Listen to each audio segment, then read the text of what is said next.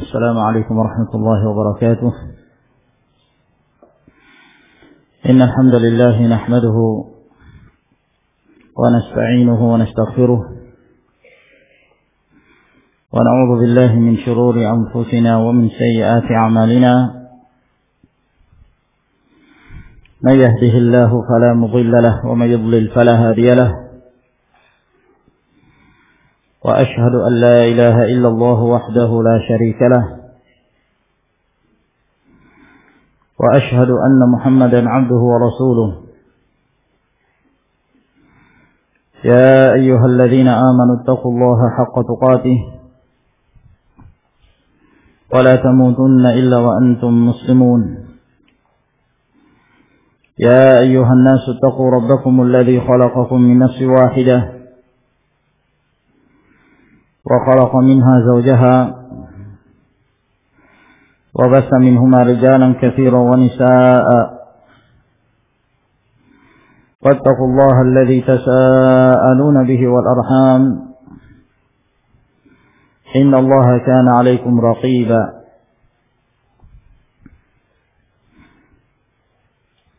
يا أيها الذين آمنوا اتقوا الله وقولوا قولا سديدا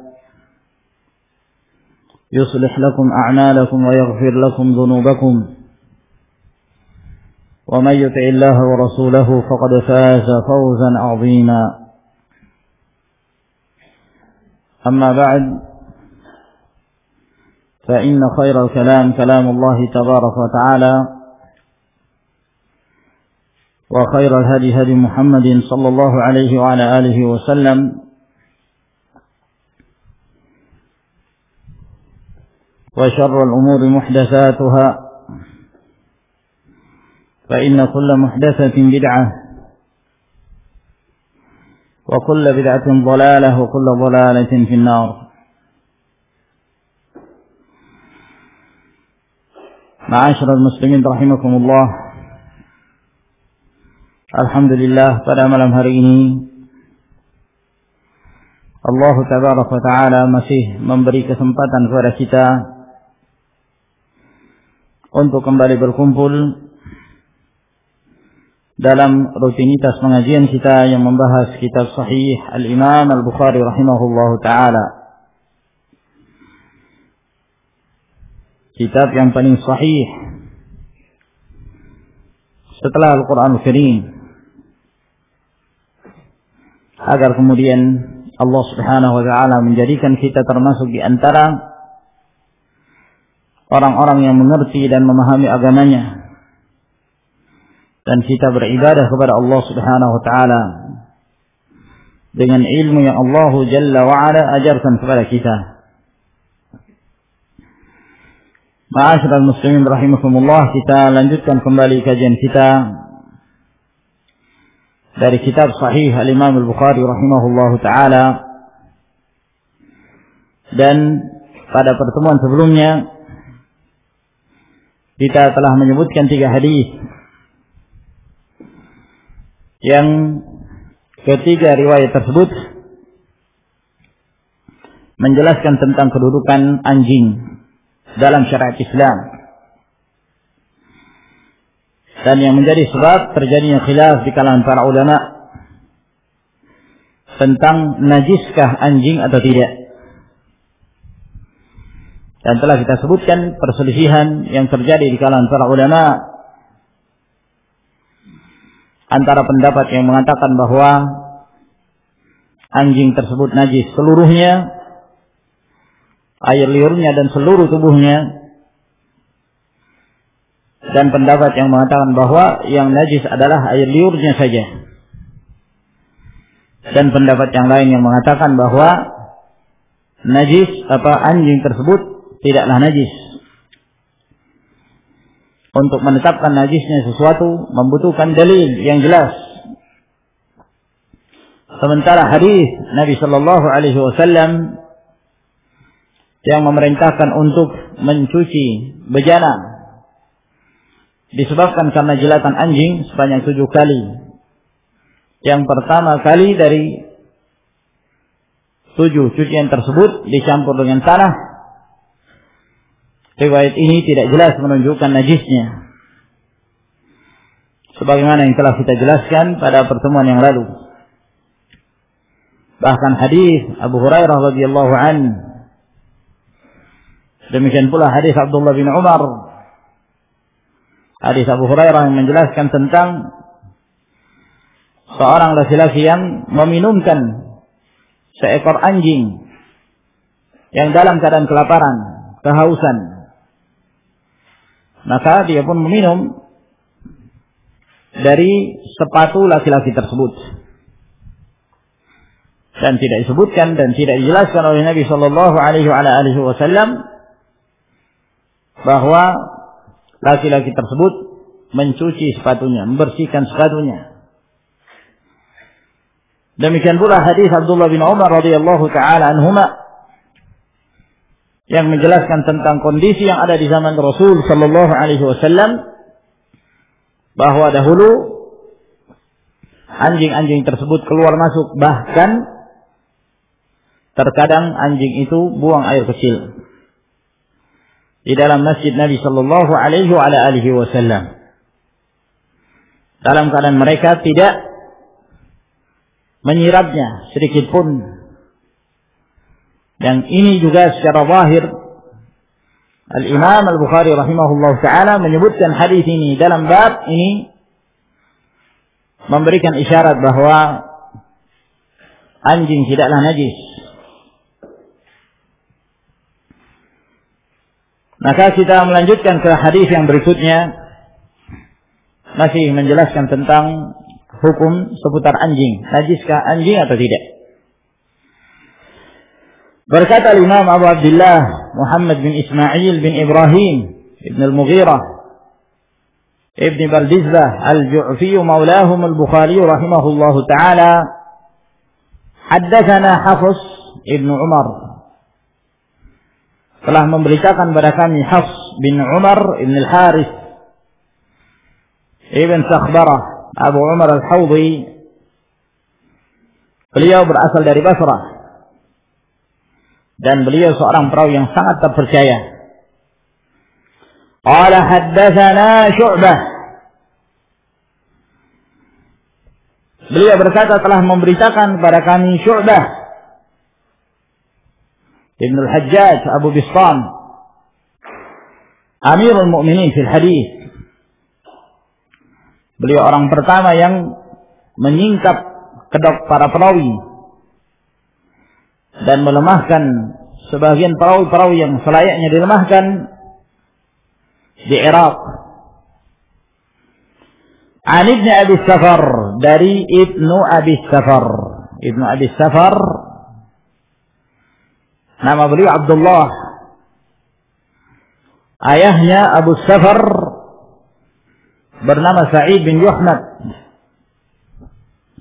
Al-Hamdani Thawri. Beliau berasal dari Kufah. Abdullah ibn Abi Safar. Ani Sya'bi, dari Asy-Sya'bi Amir ibn Syarahil Asy-Sya'bi rahimahullah ta'ala, di antara imam-imam Ahlus Sunnah wal Jamaah, dan di antara perawi hadis yang ma'ruf, yang dikenal kefiqahannya, kekuatannya dalam meriwayatkan hadis-hadis Nabi sallallahu alaihi wasallam. An Adi bin Hatim, dari Adi bin Hatim Abu Tarif Abu Wahab. Ada yang mengatakan kunyah beliau Abu Tarif, ada pula yang mengatakan kunyah beliau Abu Wahab At-Tai, di antara sahabat Nabi sallallahu alaihi wasallam. Sebelumnya beliau seorang Nasrani, lalu kemudian Allah Jalla wa Ala memberikan hidayah kepada beliau dan masuk Islam tepatnya pada tahun ke-7 Hijriah. Radhiyallahu taala anhu. Adi bin Hatim, ayahnya Hatim adalah seseorang hidup di masa jahiliyah, Hatim At-Tai. Dan ayahnya ini dikenal sebagai seorang yang sangat dermawan. Dikenal sebagai seorang yang sangat dermawan. Dia tidak ragu untuk mengeluarkan hartanya, ya, untuk membantu seorang yang membutuhkan. Sehingga karena kemasyhuran kedermawanan beliau, Hatim At-Tai, sehingga bangsa Arab seringkali memberikan perumpamaan dalam hal kedermawanan dengan menyebutkan nama Hatim ini, Hatim At-Tai.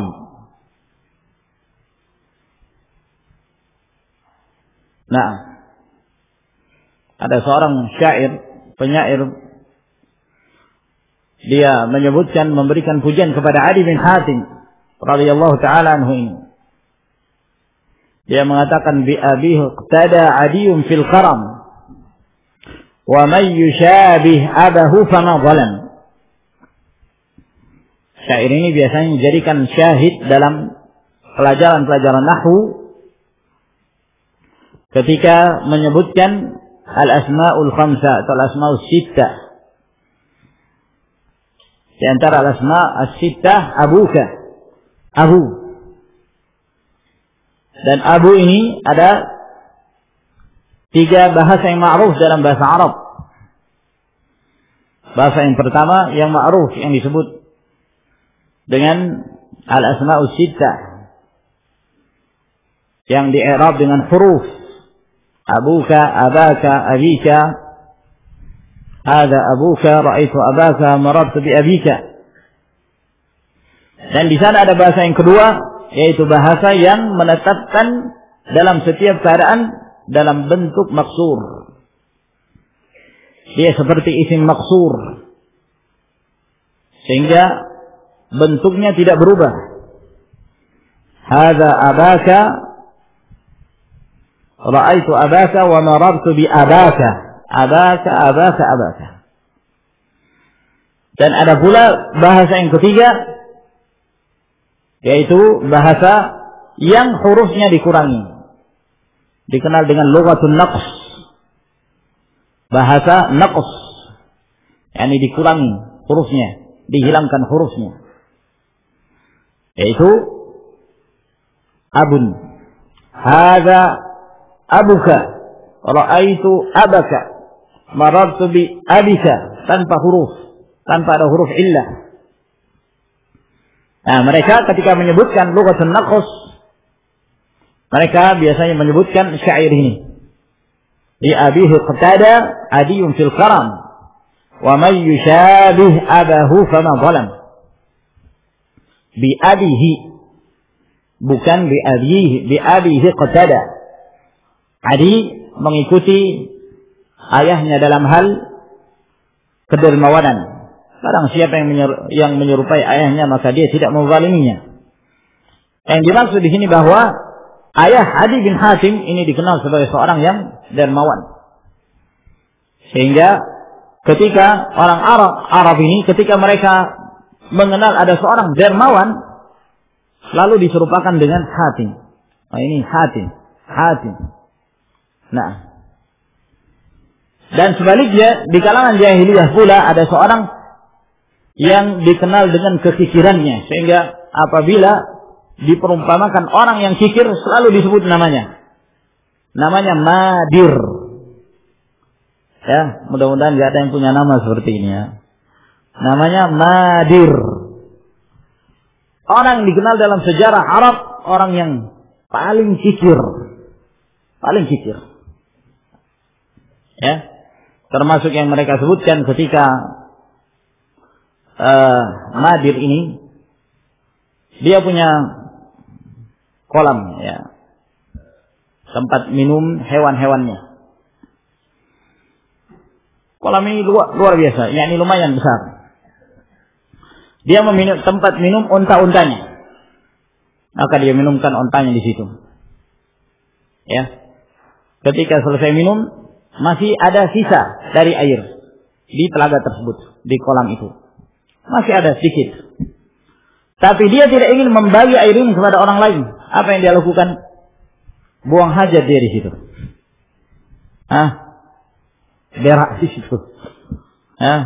Supaya apa? Supaya nggak ada orang mengambilnya. Saking kikirnya ini orang. Mending dia kotori daripada dia berikan kepada orang lain. Padahal orang lain butuh dengan air tersebut. Sehingga ketika mereka mengetahui ada seorang yang kikir, selalu diserupakan dengan madir. Oh, ini si fulan madir ini orang. Nah ini masyaallah rahimakumullah. An Ali bin Hatim qala, dari Ali bin Hatim radhiyallahu taala anhu, beliau berkata, sa'altu an-nabiy sallallahu alaihi wa ala alihi wasallam faqala, aku bertanya kepada Nabi sallallahu alaihi wa ala alihi wasallam, maka beliau bersabda, yang zahir bahwa beliau bertanya kepada Rasulullah sallallahu alaihi wa ala alihi wasallam berkenaan tentang berburu dan hewan buruan, bagaimana statusnya. Maka Rasulullah sallallahu alaihi wasallam bersabda, "Idza arsalta kalbaka al-mu'allam faqatala fakul." Idza arsalta, apabila engkau melepas kalbakal mu'allam, anjingmu yang telah terdidik, lalu dia membunuh, fakul, maka makanlah dari hasil buruan anjing kamu itu. Jadi Nabi sallallahu alaihi wasallam mengatakan, apabila engkau melepas anjing kamu yang telah terlatih, dalam riwayat yang lain ada tambahan, wa dzakarta smallahi alaihi, dan kamu menyebut nama Allah Subhanahu wa taala, lalu kemudian anjing ini membunuh bangsanya, buruannya, maka makanlah dari hasil buruan anjing tersebut. Wa idza akala fala ta'kul, dan apabila dia memakan, anjing itu memakan dari hasil buruannya, maka jangan kamu memakan hasil buruan tersebut. Fa innama amsakahu ala nafsihi, sebab sesungguhnya dia menahan buruan tersebut untuk dirinya. Ini dia berburu bukan untuk tuannya, tapi untuk dirinya. Maka di dalam hadis Nabi sallallahu alaihi wa alihi wasallam ini, Rasulullah sallallahu alaihi wasallam menjelaskan tentang hukum berburu dengan hewan buruan. Seorang punya hewan peliharaan yang digunakan untuk berburu, apa saja. Namun biasanya yang dimanfaatkan untuk dijadikan sebagai hewan berburu adalah seekor anjing, itu biasanya. Namun pada hakikatnya ini bersifat umum, anjing atau yang semisalnya. Kalau ada seorang yang bisa melatih burung Raja Wali misalnya, dilatih untuk berburu, maka boleh. Demikian pula anjing.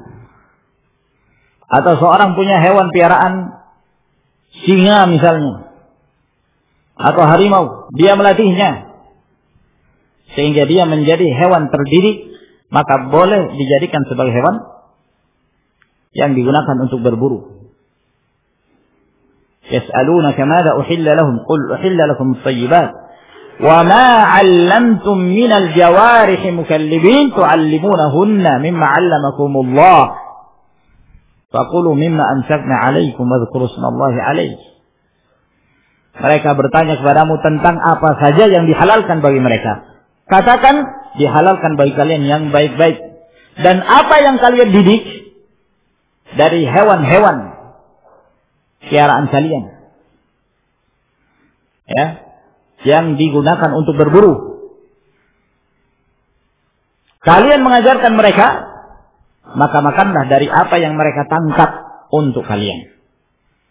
Dan sebutlah nama Allah Subhanahu wa taala atasnya. Maka ayat ini sejalan dengan hadis yang disebutkan oleh Nabi sallallahu alaihi wasallam yang menjadi pembahasan kita, bahwa diperbolehkan menggunakan hewan untuk berburu. Termasuk diantaranya anjing. Anjing buruan. Dan inilah yang disebutkan oleh Nabi sallallahu alaihi wasallam dalam hadis ini. Idza arsalta kalbakal muallam. Apabila engkau telah melepas anjingmu yang terdidik. Maka di sini Rasulullah sallallahu alaihi wasallam mensyaratkan bahwa anjing yang dihalalkan dari mangsanya ketika dia berburu adalah anjing yang berstatus muallam, yang status terdidik, punya ilmu. Tidak semua anjing. Kalau ada seorang memiliki anjing, anjingnya bahlul, bukan anjing muallam, maka tidak diperbolehkan. Meskipun dia menangkap mangsanya dan meskipun dia tidak memakannya. Selama dia berstatus anjing bahlul, jahil, balid, maka tidak termasuk dalam yang dihalalkan. Lihat, ma'asyar ikhwah rahimakumullah, para ulama menjadikan ayat yang kita sebutkan tadi, demikian pula hadis ini yang menjelaskan tentang anjing yang terlatih. Allah Subhanahu wa taala membedakan antara anjing pintar dengan anjing yang bodoh dengan ilmu. Maka ini dalil yang menunjukkan keutamaan ilmu. Anjing saja ketika dia punya ilmu dilebihkan dari yang lain. Hasil tangkapannya itu halal dikonsumsi. Berbeda keadaan dengan anjing-anjing yang tidak terlatih, yang tidak terdidik. Kalau pada hewan saja Allah Subhanahu wa taala membedakan, memberikan kelebihan pada hewan yang berilmu daripada hewan yang tidak berilmu, maka terlebih lagi manusia. Terlebih lagi manusia. Syahidallah annahu la ilaha illa huwa wal malaikatu wa ulul ilm qa'iman bil qist. La ilaha illallah wal azizul hakim. Allah telah mempersaksikan bahwa la ilaha illa huwa. Tiada sesembahan yang berhak disembah kecuali Allah Subhanahu wa taala. Dan yang mempersaksikan tentang la ilaha illallah ini juga para malaikat. Dan yang menjadi saksi terhadap la ilaha illallah ini juga adalah orang-orang diberikan ilmu. Orang-orang diberikan ilmu. Hal yastawi alladhina ya'lamun walladhina la ya'lamun. Apakah sama orang-orang berilmu dengan orang-orang yang tidak berilmu? Dan masih banyak lagi dalil-dalil yang menjelaskan tentang keutamaan ilmu. Sehingga Allah Subhanahu wa taala tidak pernah memerintahkan kepada Nabi-Nya sallallahu alaihi wasallam untuk meminta satu penambahan kecuali penambahan ilmu. Wa qur rabbi zidni ilman. Allah tidak mengatakan wa qur rabbi zidni malan wa qur rabbi zidni jahan wa manzilatan wa qur rabbi zidni zahaban wa fiddah. Sama sekali tidak pernah Allah Subhanahu wa taala merintahkan kepada Nabi-Nya sallallahu alaihi wasallam demikian. Minta penambahan harta, minta penambahan kedudukan, minta penambahan emas, perak dan yang lainnya, tapi penambahan ilmu. Nah, wa qur rabbi zidni ilman. Maka ini saja cukup untuk menunjukkan keutamaan ilmu itu. Keutamaan para ulama, innama yakhshallaha min ibadihi ulama. Orang-orang yang takut kepada Allah Subhanahu wa taala itu adalah para ulama. dengan ilmunya, semakin menambah rasa takutnya kepada Allah Subhanahu wa ta'ala. Namun tentunya yang dimaksud ilmu di sini adalah ilmu syar'i, ilmu an-nafi', ilmu yang bermanfaat. Ilmu yang bermanfaat. Inilah yang kita selalu mohon kepada Allah Subhanahu wa ta'ala. Sebagaimana Rasulullah sallallahu alaihi wasallam termasuk di antara rutinitas beliau, doa yang beliau panjatkan pada penghujung salatul fajr. Sebagaimana yang diriwayatkan oleh Ibnu Majah dari hadis Ummu Salamah, bahwa Nabi sallallahu alaihi wasallam apabila beliau berada di penghujung salatul fajr, maka beliau berdoa, Allahumma inni as'aluka ilman nafi'an wa rizqan tayyiban wa amalan mutaqabbala. Ya Allah, aku memohon kepadamu ilmu yang bermanfaat, rezeki yang halal, amalan yang diterima di sisi Allah Subhanahu wa ta'ala. Sebab ada pula ilmu-ilmu yang tidak bermanfaat. Mempelajari ilmu perdukunan, belajar ilmu sihir, ya, dan yang lainnya. Nah, ya'lamuna zahiran minal hayatid dunya wa hum 'anil akhirati hum ghafilun. Allah Subhanahu wa taala menjelaskan tentang keadaan orang-orang kafir dalam hal ilmu dunia, mereka terdepan. Ya'lamuna zahiran minal hayatid dunya. Mereka terdepan dalam hal ilmu kehidupan dunia. Namun dalam urusan akhirah mereka lalai. Lihat ayat ini, ma'asyiral ikhwah rahimakumullah. Allah Subhanahu wa taala telah mengabarkan kepada kita kondisi orang-orang kafir itu, meskipun mereka maju dalam kehidupan dunia. Karena itulah yang menjadi fokus mereka. Dunia, dunia, dunia. Adapun dalam urusan akhirah mereka lalai. Subhanallah, kita melihat orang-orang kafir dalam urusan dunia maju dalam perkembangan teknologi, maju dalam persenjataan, maju dalam tatanan kehidupan mereka, maju dalam kehidupan di kota-kota mereka, maju dalam segala bidang. Nah, alhamdulillah itu dalam urusan dunia. Namun dalam urusan akhirat, ghafilun, lalai mereka. Tidak mengetahui hakikat penciptaan manusia di muka bumi ini. Maka kita kembali kepada pembahasan kita bahwa Nabi Shallallahu Alaihi Wasallam menyebutkan sifat anjing yang dihalalkan mangsanya, yaitu al-kalbul muallam, anjing yang terlatih. Gimana kita mengetahui ciri-ciri al-kalbul muallam itu? Ciri-ciri anjing yang terlatih, yang terdidik, yang sudah punya ilmu, lulus tes. Para ulama menyebutkan beberapa ciri. Namun pada hakikatnya kembali kepada dua ciri. Ciri yang pertama, dia bisa membedakan mana bahagian makanan miliknya, mana bagian makanan untuk tuannya. Dia bisa membedakan. Ya. Sehingga kalau bagian miliknya, dia akan memakannya. Dia akan memakannya.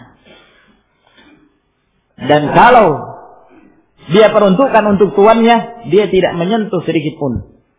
Setelah dia membunuhnya, menangkapnya, selesai. Dia serahkan pada tuannya. Utuh, murni. Dia tidak menyentuh sedikit pun. Kalau ada seorang punya anjing, lalu kemudian dia lepaskan untuk berburu, ya. Begitu dia mencari anjingnya, dia mendapati anjing tersebut telah berhasil mendapatkan buruannya, tapi kakinya hilang semua, sudah dimakan semua. Nah, ini berarti anjingnya masih bahlul, belum pinter, nggak bisa membedakan mana punya tuannya, mana miliknya. Harus dilatih lagi. diajari lagi, masukkan, belajar, masuk sekolah, kursus.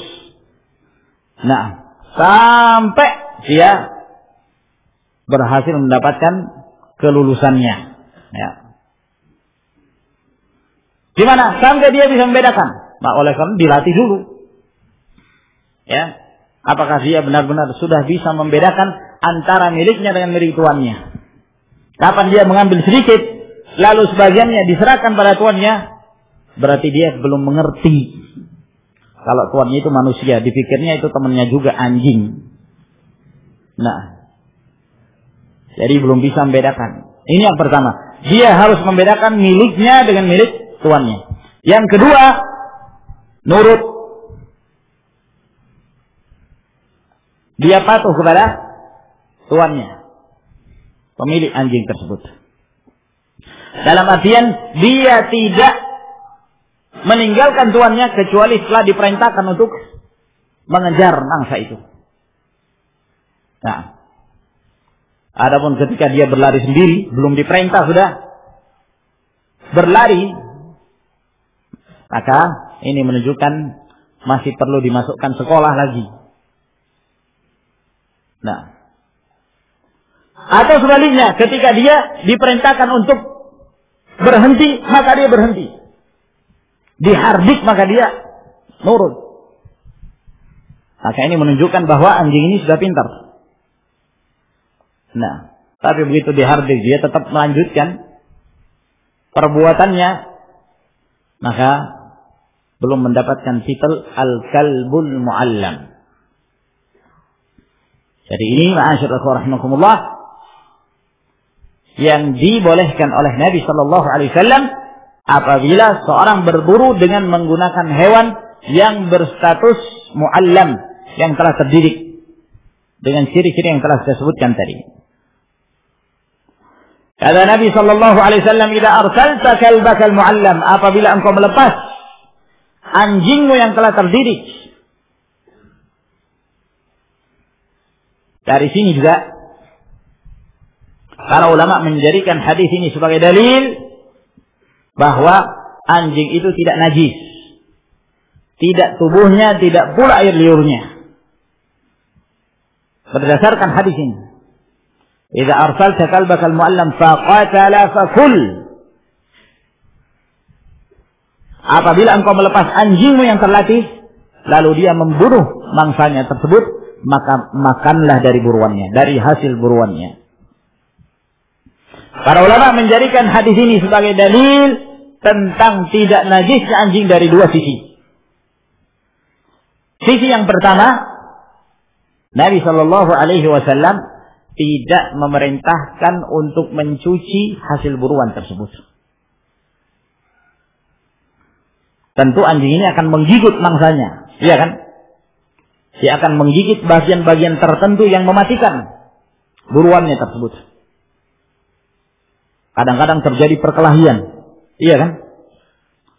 Kalau dia mengejar kijang misalnya, ya, kijang biasanya tidak tinggal diam begitu saja. Ada perlawanan. Ketika ada perlawanan, tentu anjing ini sudah menyentuh sekian banyak dari tubuh hewan buruannya itu. Mungkin di kaki, mungkin di bokongnya, mungkin di punggungnya, mungkin di wajahnya dan seterusnya. Dan Nabi Shallallahu Alaihi Wasallam tidak memerintahkan untuk mencucinya terlebih dahulu. Nabi tidak mengatakan cuci dulu kemudian kalian makan. Dan Nabi Shallallahu Alaihi Wasallam tidak mengatakan cuci sebanyak 7 kali, salah satu yang bikin tanah. Tidak ada sama sekali. Ya. Maka ini dalil yang pertama. Sisi pendalilan yang pertama dari hadis ini yang menunjukkan tidak najisnya anjing. Dalam kondisi dia menggigit hewan buruannya tersebut. Kadang-kadang air liurnya terkena. Namun tidak ada sama sekali yang menunjukkan bahwa Nabi Shallallahu Alaihi Wasallam memerintahkan untuk mencuci ya dari hasil buruan tersebut. Yang kedua, Nabi Shallallahu Alaihi Wasallam membolehkan bagi kaum muslimin untuk memelihara anjing buruan. Memelihara anjing buruan. Asal hukumnya seorang melihara anjing, jika tidak ada keperluan, maka ini adalah hal yang dibenci. Apalagi menjadi sebab tidak masuknya malaikat ke dalam tempat-tempat, ke dalam rumah yang di sana ada anjingnya. Innal malaika la tadkhulu baitan fi kalbin wala surah. Para malaikat itu tidak akan masuk ke dalam rumah yang di sana ada anjing dan ada gambar. Ada gambar-gambar makhluk hidup yang bernyawa. Nah, ma'asyiral ikhwan rahimakumullah, Rasulullah sallallahu alaihi wasallam membolehkan bagi kaum muslimin memelihara anjing apabila ada kebutuhan. Termasuk di antara kebutuhan tersebut adalah dalam rangka untuk berburu. Maka dibolehkan anjingnya dilatih. Bolehnya mengambil manfaat dari anjing tersebut menunjukkan tidak najisnya. Sebab kata para ulama, sesuatu yang najis tidak boleh dimanfaatkan. Sesuatu yang najis tidak boleh dimanfaatkan. Nah, najis la yuntafa'u bihi, tidak boleh dimanfaatkan sama sekali. Nah, ketika anjing ini boleh dimanfaatkan, menunjukkan tidak najisnya. Jadi ini dua alasan para ulama yang mereka sebutkan yang menunjukkan bahwa anjing tersebut tidak najis. Sebagaimana yang dikuatkan oleh Imam Malik rahimahullahu taala. Nah, wa idza akala fala ta'kul fa inna ma amsakahu ala nafsihi, dan apabila dia memakan dari hasil buruan tersebut maka jangan kamu memakannya, berarti dia memangsanya untuk dirinya sendiri, bukan untuk tuannya. Qultu, lalu aku pun bertanya, yakni Adi bin Hatim bertanya kepada Rasulullah sallallahu alaihi wa ala alihi wasallam, ursilu kalbi fa'ajidu ma'ahu kalban akhar. Aku melepaskan anjingku, yakni anjing yang sudah terlatih. Lalu aku mendapati bersamanya ada anjing yang lain. Jadi dia sudah memiliki anjing yang terlatih. Anjingnya dilepaskan. Bismillah. Anjingnya masuk hutan, cari buruan. Maka dia pun mendapatkan buruan. Dia menangkapnya. Dan kemudian pemilik anjing ini pun masuk ke dalam hutan tersebut mencari anjingnya. Lalu dia menemukan anjingnya di hadapannya sudah ada bangkai. Dalam artian sudah ada buruannya. Namun ada anjing yang lain yang ada di dekatnya. Ada anjing yang lain yang ada di dekatnya. Anjing liar, bukan anjing yang dilepaskan. Maksud Adi bin Hatim, beliau bertanya kepada Nabi sallallahu alaihi wasallam tentang apa kedudukan buruan tersebut. Apakah boleh saya memakannya? Apakah halal saya mengkonsumsinya? Sementara di situ ada anjing yang lain. Berarti kan dia tidak mengetahui yang membunuh hewan buruan tersebut anjingnya yang dia lepaskan, yang terdidik tadi, ataukah anjing liar yang tidak terdidik. Berarti kan dia tidak mengetahui yang mana di antara kedua anjing itu yang membunuh buruan tersebut. Maka apa statusnya? Apa yang harus saya lakukan? Apakah boleh saya makannya? Qala, jawab Nabi sallallahu alaihi wasallam, fala ta'kul, jangan kamu memakannya. Fa inna ma sammaita ala kalbika wa lam tusammi ala kalbin akhar. Sebab kamu hanya menyebut bismillah terhadap anjing kamu yang kamu lepaskan, dan kamu tidak menyebut bismillah terhadap anjing yang lain. Terhadap anjing yang lain. Nah, di sini juga menjelaskan kepada kita, ma'asyiral ikhwah rahimakumullah, bahwa pada saat seseorang melepaskan anjingnya, anjing didikannya, maka disyaratkan dia harus membaca basmalah. Nah, karena Nabi sallallahu alaihi wasallam mengatakan, fa inna ma sammaita ala nafsik wa lam tusammi ala kalbin akhar. Kamu menyebut nama Allah ketika kamu melepaskan anjing kamu itu.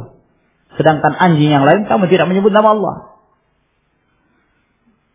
Sehingga persyaratannya seseorang ketika menyembelih, ketika berburu, maka sebelum dia melepaskan hewan buruannya tersebut, hendaknya dia mengucapkan basmalah, bismillah, kemudian dia lepaskan.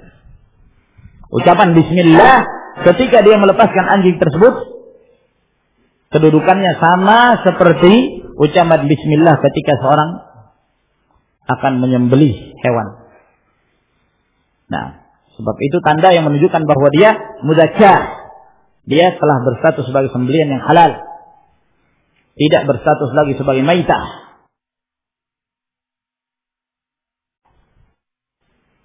Sebagai bangkai.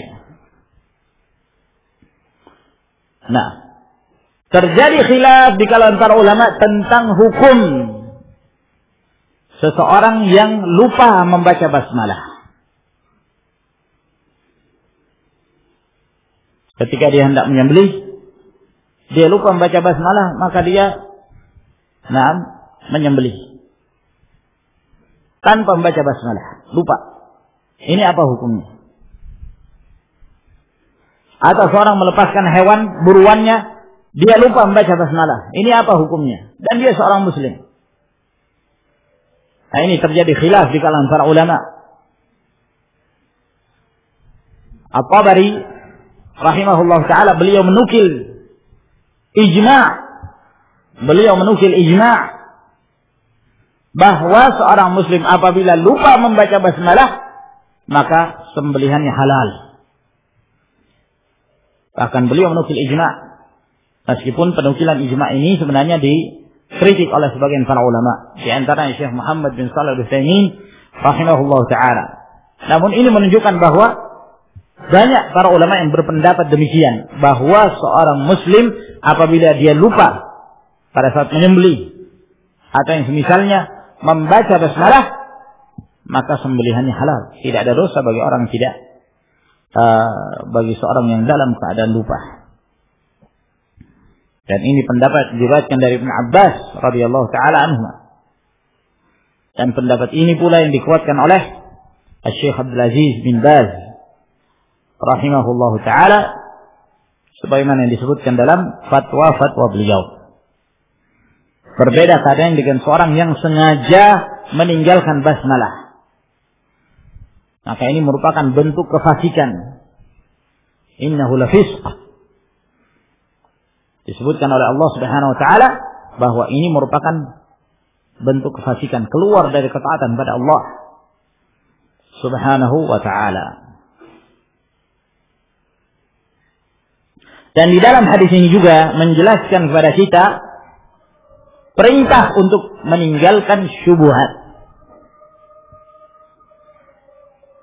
Sebab kita tidak mengetahui yang mana di antara kedua anjing tersebut yang membunuh buruan tersebut. Ya, ada kemungkinan anjing yang kita lepaskan, ada kemungkinan pula anjing liar. Sehingga tidak ada keyakinan yang menetap pada diri kita, maka kita pun meninggalkannya. Disebabkan karena keraguan yang ada. Asal hukum bangkai, hukumnya apa? Haram. Bangkai-bangkai. Tidak ada yang memindahkan hukum bangkai yang haram untuk dikonsumsi tersebut menjadi halal kecuali dengan keyakinan. Kecuali dengan keyakinan. Bangkai asal hukumnya haram. Hurrimat alaikumul maitah, diharamkan atas kalian makan bangkai. Nah, ada dalil-dalil yang lain yang mengecualikan bangkai hewan laut boleh. Itu jelas. Dalil menunjukkan bolehnya. Huwa tahuru ma'uhu al-hillu maitatuhu. Air laut itu suci dan mensucikan airnya, dan bangkainya pun halal. Kata Abdullah bin Umar, uhilla lana maitatani wa daman. Dihalalkan bagi kami, bagi umat ini, dua jenis bangkai, yaitu ikan dan belalang. Dihalalkan. Maka ini keluar dari hukum asal tentang diharamkannya bangkai. Maka asal hukum bangkai adalah haram sampai yakin bahwa bangkai ini benar-benar berstatus sebagai hewan yang telah disembelih dengan cara yang disyariatkan. Kita berjalan, lalu di depan rumah orang tua kita melihat, kok di situ ada kambing mati. Ada kambing mati. Asal hukumnya tidak boleh kita memakannya.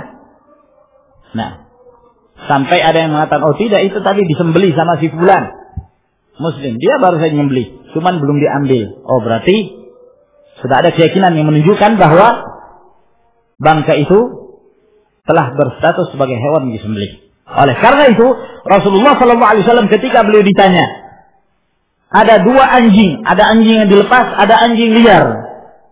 Di hadapannya ada bangkai. Kamu tidak tahu yang mana yang membunuhnya. Ya, karena kamu tidak mengetahui, kembali kepada hukum asal, yaitu diharamkannya bangkai. Nah, sebab tidak ada yang mengangkat hukum asal ini yang meyakinkan, kecuali dengan keyakinan pula.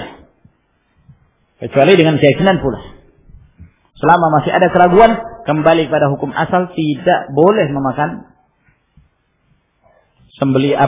hewan yang mati tersebut, karena dia berstatus sebagai bangkai. Kamu melepaskan anjing kamu, lalu kemudian, ya, setelah kamu mencarinya, di hadapannya ada hewan buruannya sudah mati, tapi matinya itu di dalam air. Di hadapan anjing ada kolam misalnya, matinya itu dalam air, sehingga kamu tidak tahu yang menyebabkan matinya hewan buruan tersebut adalah anjing kamu atau air. Jangan-jangan karena masuknya dia ke dalam air yang menyebabkan dia mati. Maka jangan kamu makan. Jangan kamu memakannya. Dan ini, ya, kaidah ini disebutkan oleh para ulama dalam sekian banyak permasalahan-permasalahan fikih. Bukan hanya dalam permasalahan ini saja, namun dalam masalah-masalah yang lainnya. Al-yaqinu la yazulu bisyak. Keyakinan itu tidaklah hilang disebabkan karena adanya keraguan.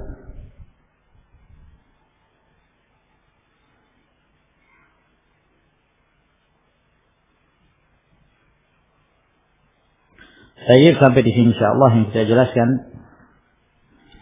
Semoga memberi manfaat kepada kita sekalian. Wallahu ta'ala a'lam bis-shawab. Wa akhiru da'wana alhamdulillahi rabbil alamin. Apa hukumnya seseorang masuk kamar mandi dalam keadaan dia memakai baju yang bertuliskan Allah?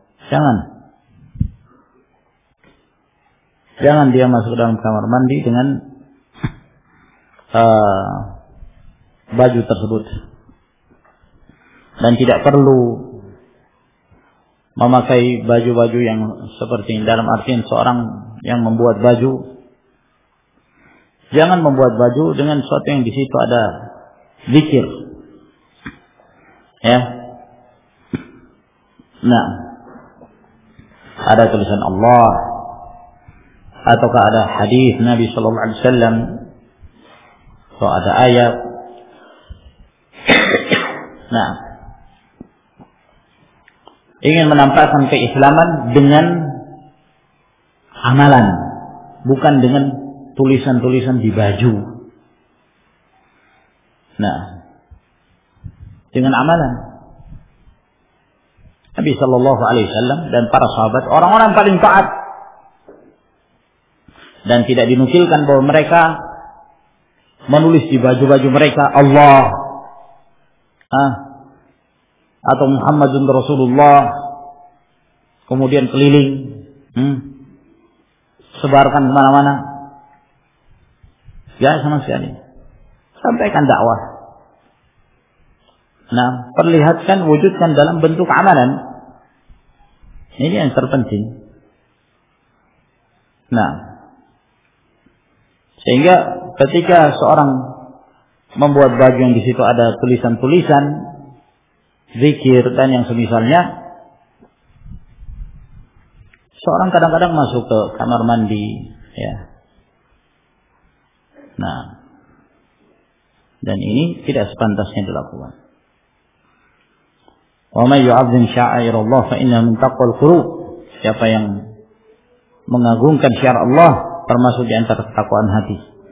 Apabila ada orang mengajarkan kejelekan pada orang lain, apakah dia berdosa? Dan apabila orang yang mengajarkan kejelekan itu dia bertaubat, apakah dosa orang mengikutinya dan kejelekan tetap mengalir kepadanya?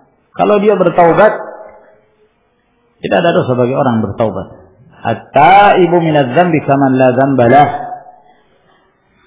Orang telah bertaubat dari perbuatan dosa seperti dia tidak punya dosa. Ya. Dan tentunya ketika dia bertaubat, hendaknya dia bertaubat dengan sebenar-benarnya taubat. Dalam artian dia meninggalkan perbuatan-perbuatan kejelekannya di masa lalu dan dia menggantinya dengan kebaikan. Ya. Dia menggantinya dengan kebaikan. Kalau dulu dia mengajarkan kejelekan pada orang, ketika dia bertaubat kepada Allah Subhanahu wa taala, dia mengganti apa yang dia sebarkan itu dengan mengajarkan kebaikan. Dengan mengajarkan kebaikan. Oleh karena itu taubatnya, ya, dari kalangan para ulama yang mereka dikenal menyebarkan ilmu kepada umat ini, apabila mereka terjatuh dalam kesesatan, tanda bertaubatnya adalah menjelaskan kepada umat, tidak dengan sembunyi-sembunyi, menjelaskan kepada umat. Nah, seperti Abu Hasan Al-Asy'ari rahimahullah ta'ala. Dulu dia seorang berpemikiran Mu'tazilah karena dididik oleh suami ibunya Abu Ali Al-Jubba'i dengan didikan Mu'tazilah,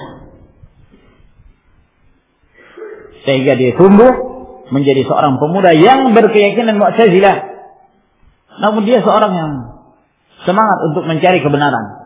Sekian lama dia bingung, sempat dia mengucilkan diri, tidak menampakkan diri di hadapan manusia, sampai kemudian dia setelah mantap untuk meninggalkan keyakinan Mu'tazilah dan mengetahui batilnya keyakinan Mu'tazilah, maka dia menampakkan taubatnya di hadapan umum sambil dia melepaskan baju luarnya.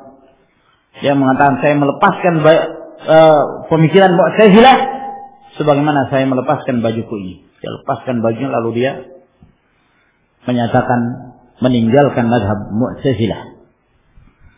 Nah, jadi dia umumkan, dia nampakkan bahwa apa yang dahulu diajarkan dari keburukan, kejelekan, dia telah berlepas diri darinya.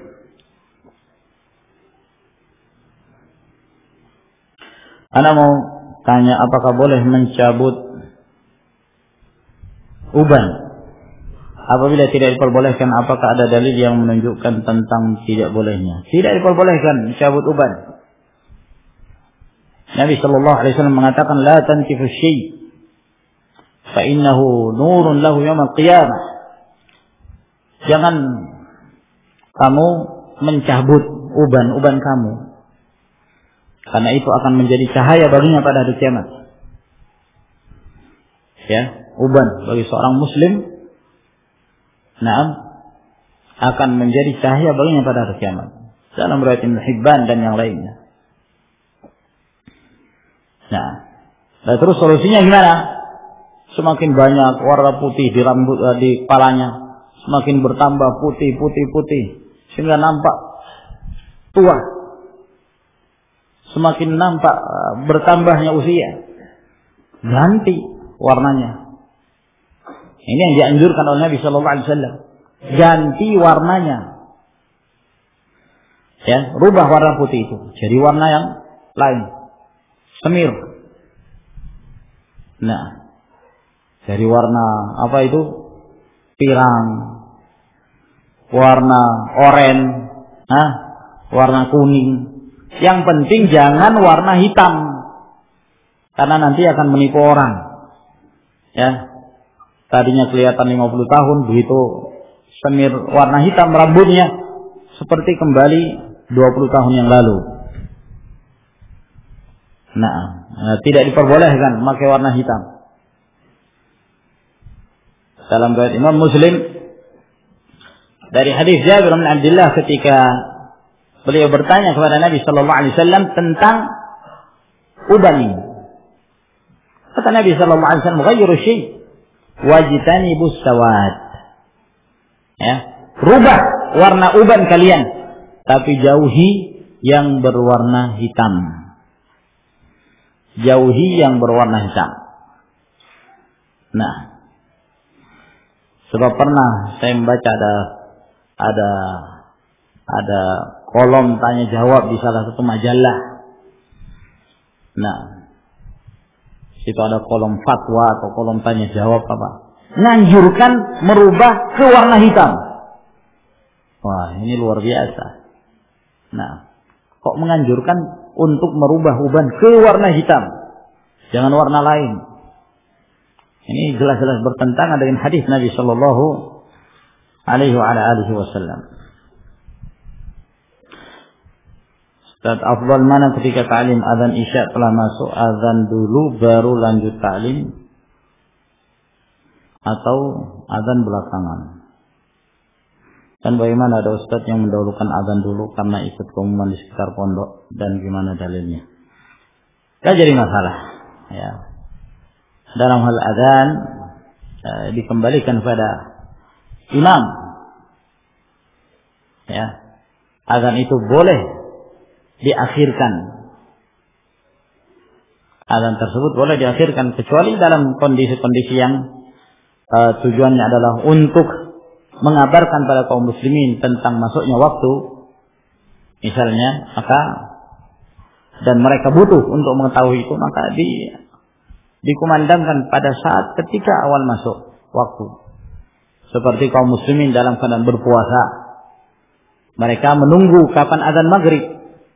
Nah, maka dikumandangkan agar kemudian kaum muslimin bersegera untuk berbuka puasa. Termasuk di antara yang sunnah adalah bersegera untuk berbuka puasa. Namun apabila ada hajat, ada kebutuhan untuk diakhirkan, tidak mengapa, boleh. Nah, dan itu disebutkan dalam banyak hadis, di antaranya hadis Abu Hurairah radhiyallahu anhu yang diriwayatkan oleh Imam Al-Bukhari, ketika cuaca yang terik, panas yang sangat. Nah, tiba waktu salat zuhur, itu Bilal ingin mengumandangkan azan.